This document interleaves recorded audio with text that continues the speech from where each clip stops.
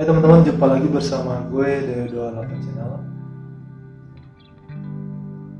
Gue jujur nggak tahu harus mulai dari mana.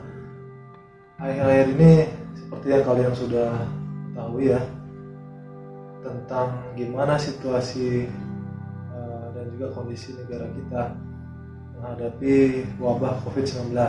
Tentunya sama-sama kita tahu keadaan sekarang bisa dibilang bukan membaik, tapi dikhawatirkan atau lebih mengkhawatirkan teman-teman.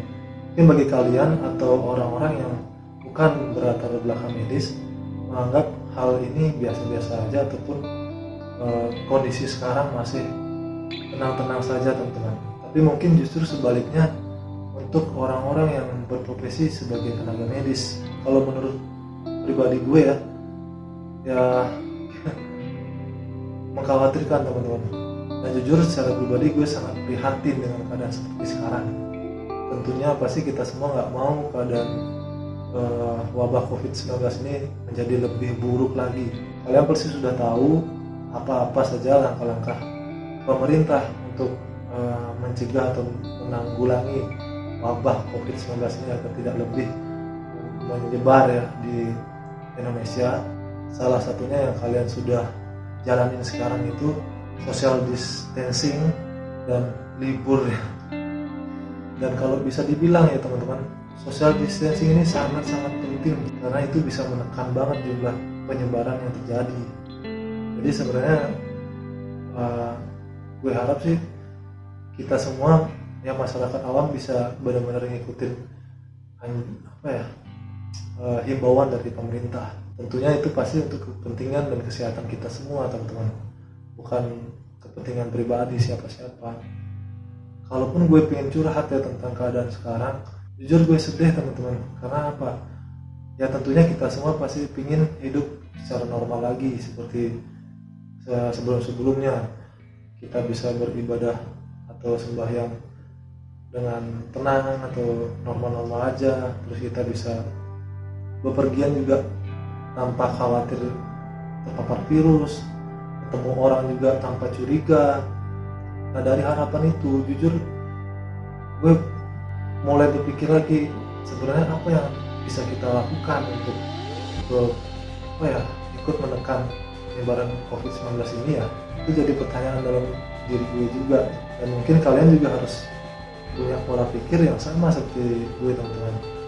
Jadi sekarang menurut gue yang bisa kita lakukan pertama ya seperti yang sudah ada di media cetak, media online ataupun media televisi ya.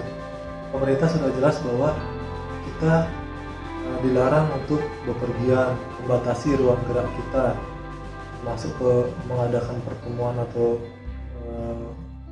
berkumpul atau menuju ke tempat keramaian teman-teman. Lebih mudahnya bisa dibilang kita tinggal di rumah. Kemudian selain itu kita juga harus menjaga kesehatan diri sendiri dengan cara rajin cuci tangan, menyediakan masker dan hand sanitizer. Sebenarnya dua hal itu aja yang dituntut pemerintah, dan sebenarnya itu kepentingan kita juga demi kesehatan kita. Kita punya keluarga, punya anak, punya istri, bagi yang sudah nikah ya. Kalau yang belum, punya saudara, punya orang tua, pastinya tidak mau terjadi hal-hal yang tidak diinginkan pada mereka guys. Hanya saja nih gue garis bawahi ya, mungkin secara pribadi gue juga sedikit kecewa terhadap social distancing dan libur yang diberikan dari pemerintah. Itu memang nggak jalan sepenuhnya. Ada kantor dan sekolah yang diliburkan untuk kerja di rumah ataupun belajar di rumah, tapi mereka gunakan itu untuk jalan-jalan dan bermain atau berlibur di luar. Itu udah salah teman-teman. Dan social distancing pun mereka kadang nggak terlalu care itu apaan gitu. Yang penting mereka sehat aja ya, jalan-jalan aja. Padahal tanpa disadari itu merupakan hal yang sangat berbahaya teman-teman dalam kondisi seperti sekarang. Padahal ya, kalau kalian ya peduli banget dengan keadaan sekarang, kita bisa lihat gimana tenaga medis ya. Di sini gue bicara dokter dan perawat ya, sebagai garda terdepan untuk menghadapi COVID-19 ini. Itu mereka kalau bisa dibilang kewalahan teman-teman.